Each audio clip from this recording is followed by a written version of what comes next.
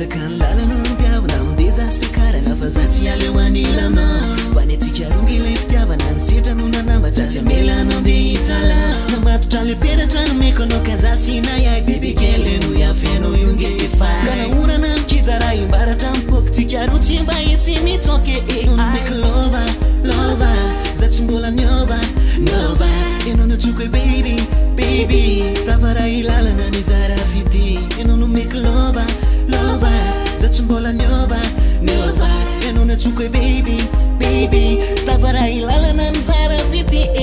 efiloano irikana ihany no fidikana urera mitiko e kana dia andalo seta sy watopatopa nonja ianao intsoariko e fantsaka vavy ny foko e oh wow meko toerana ambony diambono izany tsosoloko e oh wow baby girl masoandro fianako ianao nao tsikina tomany za tsy alanilanao raha mbola tany kontany tony voatsy natao efa ezaka natao iko tsy maintsy hotratrano baby girl I like you tsy laigny zany fa marina ka matotra ny atsika tsy fitikilalao ny rava tsisy fiky fa za tsy anaranao ireo problème anisy eza atsika rava fa tsy azo atsika mihitsy fa ho tonga de anjavona ireo adiady kely zay mitady hoe amody dina tsity reo nene tsy avelatsika hodiky fa dianao loatra asa raha hoe tsapaninao fa mifoko zay mitempo de fa lasa meko anao be fikiano irikana ihany no fidikana urera mitiko e kana dia andalo seta sy watopatopa nonja ianao intsoariko e fantsaka vavy ny foko e oh wow meko toerana ambony diambono izany tsosoloko e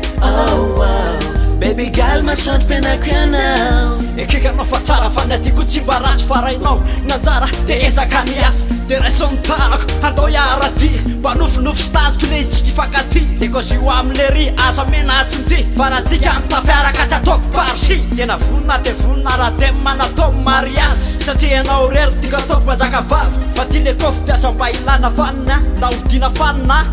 endanio avilina fa tsika fariny fa fitiavana marina de sanatsy no lavo fa fitiavako anao anakatsy ny avo ka raha misy tsy fitiavana de aleo ifaminany de nomeko anao mangina hoe atsika netatany de raha misy fijaliana de horesy atsika zany efinoano irikana ihany no fidikana urera mitiko e kana dia andalo seta sy watopatopa nonja ianao intsoariko e fantsaka vavy ny foko e oh wow meko toerana ambony diambono izany tsosoloko e oh wow baby girl masoandro fianako ianao